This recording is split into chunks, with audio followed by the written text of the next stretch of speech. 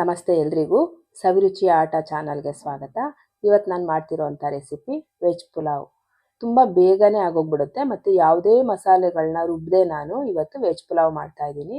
ಯಾವುದೇ ಪದಾರ್ಥಗಳನ್ನು ನಾನಿಲ್ಲಿ ರುಬ್ಕೊಂಡಿಲ್ಲ, ಹಾಗೇ ಮಾಡ್ತಾಯಿದ್ದೀನಿ. ತುಂಬ ರುಚಿಯಾಗಿರುತ್ತೆ. ಹೇಗೆ ಮಾಡೋದು ಅಂತ ನೋಡ್ಕೊಳ್ಳೋಣ. ಅದಕ್ಕೂ ಮೊದಲು ನನ್ನ ಚಾನಲ್ ಸಬ್ಸ್ಕ್ರೈಬ್ ಮಾಡ್ಕೊಂಬಿಡಿ.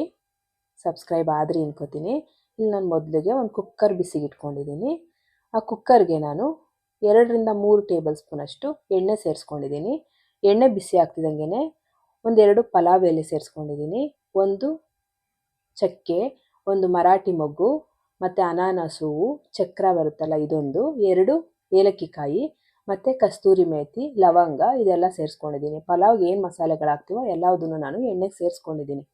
ಸ್ವಲ್ಪ ಫ್ರೈ ಮಾಡ್ಕೊಂಬಿಡೋಣ ಮಸಾಲೆಗಳನ್ನ. ನೋಡಿ, ಈ ರೀತಿ ಫ್ರೈ ಮಾಡ್ಕೊಂಡಾಯಿತು.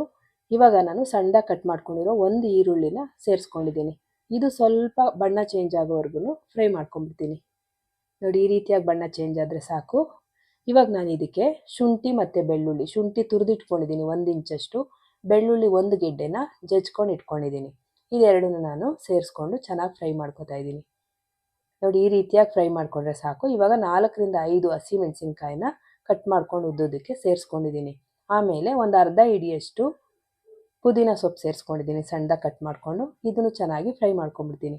ಇವಾಗ ನಾನು 1 ಕಪ್ಪಷ್ಟು ಹಸಿ ಬಟಾಣಿ, 1 ಕ್ಯಾರೆಟು ರೌಂಡ್ ಕಟ್ ಮಾಡಿಟ್ಕೊಂಡಿದ್ದೀನಿ, 1 ಕಪ್ಪು ಹುರುಳಿಕಾಯಿ, 1 ಕಪ್ಪು ಗೆಡ್ಡೆಕೋಸು ಮತ್ತು 1 ಕಪ್ಪು ಆಲೂಗೆಡ್ಡೆ.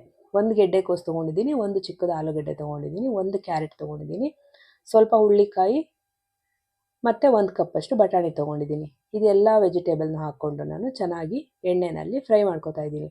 ಇವಾಗ ನಾನು 1 ಟೊಮೆಟೊನ ಸಣ್ಣದಾಗಿ ಕಟ್ ಮಾಡ್ಕೊಂಡು ಸೇರಿಸ್ಕೊಂಡಿದ್ದೀನಿ. ನೋಡಿ, ಈ ಟೊಮೆಟೊ ಕೂಡ ಸ್ವಲ್ಪ ಮೆತ್ತಗಾಗೋವರೆಗೂ ಚೆನ್ನಾಗಿ ಫ್ರೈ ಮಾಡ್ಕೊಂಬಿಡೋಣ. ನೋಡಿ, ಈ ರೀತಿಯಾಗಿ ಆಯಿತು. ಚೆನ್ನಾಗಿ ಫ್ರೈ ಮಾಡ್ಕೊಂಡಾಯಿತು. ಇವಾಗ ನಾನು ಮಸಾಲೆಗಳನ್ನ ಸೇರಿಸ್ಕೊತೀನಿ. 1 ಟೇಬಲ್ ಸ್ಪೂನು ಧನಿಯಾ ಪೌಡ್ರು, ಅರ್ಧ table spoon garam masala, 1/4 table ಸ್ಪೂನಷ್ಟು ಅಚ್ಚ ಖಾರದ ಪುಡಿ ತೊಗೊಂಡಿದ್ದೀನಿ. ಏನಕ್ಕೆ ಖಾರದ ಪುಡಿ ಕಡಿಮೆ ತೊಗೊಂಡಿದ್ದೀನಿ ಅಂದರೆ, ನಾನು ಇಲ್ಲಿ ಹಸಿಮೆಣಸಿನ್ಕಾಯಿನ ಸೇರಿಸ್ಕೊಂಡಿರೋದ್ರಿಂದ ಖಾರ ನೋಡ್ಕೊಂಡು ಹಾಕ್ಕೋಬೇಕು. ತುಂಬ ಖಾರ ಆದರೆ ಮಕ್ಳುಗಳು ತಿನ್ನಲ್ಲ, ಅದರಿಂದ. ಇವಾಗ ನಾನು ಬೇಯಿಸಿಟ್ಕೊಂಡಿರೋವಂಥದ್ದು ಡಬಲ್ ಬೀನ್ಸ್ ಹಾಕ್ಕೊಂಡಿದ್ದೀನಿ 1 ಹಿಡಿಯಷ್ಟು. ನೀವು ಬೇಯಿಸಿಟ್ಕೊಂಡಿಲ್ಲ ಅಂದರೆ ಒಗ್ಗರಣೆಗೆ ಹಾಕೋಬೋದು. ನಾನು ಬೇಯಿಸಿಟ್ಕೊಂಡಿರೋದ್ರಿಂದ ಲಾಸ್ಟಲ್ಲಿ ಹಾಕಿದ್ದೀನಿ. ಬೆಂದಿದೆ. ಇದು ಕಿಡ್ನಿ ಬೀನ್ಸ್ ಅಂತಲೂ ಹೇಳ್ತೀವಲ್ವ, ಡಬಲ್ ಬೀನ್ಸು ಅಥವಾ ಕಿಡ್ನಿ ಬೀನ್ಸ್ ಅಂತ. ಇದು ಚೆನ್ನಾಗಿರುತ್ತೆ. ಮಕ್ಕಳಿಗೆ ಒಂದೊಂದು ಬಾಯಿಗೆ ಸಿಗ್ತಾ ಇದ್ದರೆ ತುಂಬ ಚೆನ್ನಾಗಿ ತಿಂತಾರೆ. ಇವಾಗ ನಾನು ಕಿಡ್ನಿ ಬೀನ್ಸ್ ಹಾಕಿದ್ಮೇಲೆ 1.5 ಕಪ್ಪಷ್ಟು ಅಕ್ಕಿ ತೊಳೆದು ಸೇರಿಸ್ಕೊಂಡಿದ್ದೀನಿ. ಇದಕ್ಕೆ 2.25 ಲೋಟದಷ್ಟು ನೀರು ಸೇರಿಸ್ಕೊಂಡಿದ್ದೀನಿ. ಇಲ್ಲಿ 1.5 ಕಪ್ಗೆ ನಾನು 3 ಲೋಟ ನೀರು ಸೇರಿಸ್ಕೋಬೇಕಾಗಿತ್ತು. 2.25 ಗ್ಲಾಸಷ್ಟು ತೊಗೊಂಡಿದ್ದೀನಿ. ಏನಕ್ಕೆ ಅಂದರೆ ಅಕ್ಕಿ ಸ್ವಲ್ಪ ಹೊತ್ತು ನೆಂದಿದೆ, ಅದರಿಂದ. ಇವಾಗ ರುಚಿಗೆ ಎಷ್ಟು ಬೇಕೋ ಅಷ್ಟು ಉಪ್ಪು ಹಾಕ್ಕೊಂಡು ಚೆನ್ನಾಗಿ ಒಂದ್ಸಲ ಮಿಕ್ಸ್ ಮಾಡಿಬಿಡ್ತೀನಿ. ನೋಡಿ, ಈ ರೀತಿಯಾಗಿ ಮಿಕ್ಸ್ ಮಾಡಿದ್ಮೇಲೆ ಚೆನ್ನಾಗಿ ಮಿಕ್ಸ್ ಆಯಿತು. ನೋಡಿ, ಇವಾಗ ಮಿಕ್ಸ್ ಮಾಡಿದ್ಮೇಲೆ ನಾನು ಕುಕ್ಕರ್ ಮುಚ್ಚಳ ಮುಚ್ತೀನಿ. ಕುಕ್ಕರ್ ಮುಚ್ಚಳ ಮುಚ್ಚಿಬಿಟ್ಟು ಒಂದೇ ಒಂದು ವಿಷಲ್ ಬಂದರೆ ಸಾಕು.